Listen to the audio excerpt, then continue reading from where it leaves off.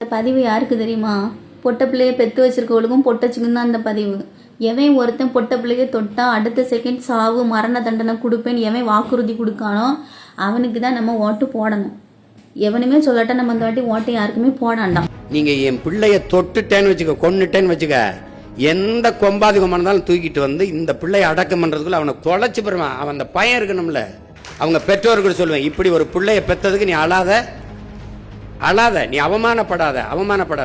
இவனை வந்து இந்த மாதிரி பிள்ளை பெற்றுக்கு தலை உணியணும் அப்படின்னு சொல்லிடுவேன். இவன் வந்து துயர் இந்த நாட்டுக்கு இழுக்கு. இவன் பொம்பளை பிள்ளைய தான் தலை உணிஞ்சு போகணும்னு நினைக்கிறியா? வர்றவன்லாம் தலை உணிஞ்சு போவான். ஐயா, யாரையும் கேலி பண்ணிடாதையா. என் தலைவன் எனக்கு கற்பிச்சது மரணம் ஒன்றுக்கு தான் இந்த மானோட சமூகம் பயப்படும்னு. அரபு நாடுகளில் ஏன் இந்த பாலியல் குற்றங்கள் குறைவா இருக்கு? என கடும் சட்டம், பொது வெளியில தூக்கல போட்டுருவான். உங்களுக்கு புரியுதுன்னு நினைக்கிறேன். அதனால அந்த சேட்டையெல்லாம் இங்க செய்ய முடியாது. தானா நடக்கும் தங்கச்சி. நீங்க ஏன் கலப்புறீங்க? நீங்க அண்ணன் வந்தவன நீங்க வாட்டுக்கு இந்த ராத்திரியில தனியா போங்க, எவனா தொட்டானான்னு பாப்போம். நீங்க போங்க. என் தலைவன் அப்படி ஒரு நாட்டை கட்டி வச்சான் தங்கச்சி. தனியாக உந்தூர்லியில ஒரு பெண் நள்ளிரவுல பயணம் பண்ணுவா, தனியா போவா, ஒரு பய தொட மாட்டான். என் மாநாட்டில் 6.5 லட்சம் பேர் கூடியிருக்கான். ஒரு தொல்லை, ஒரு பிள்ளைய தொட்டான், இடிச்சான், கேலி பண்ணா, ஏதாவது சொல்லு பார்ப்போம்.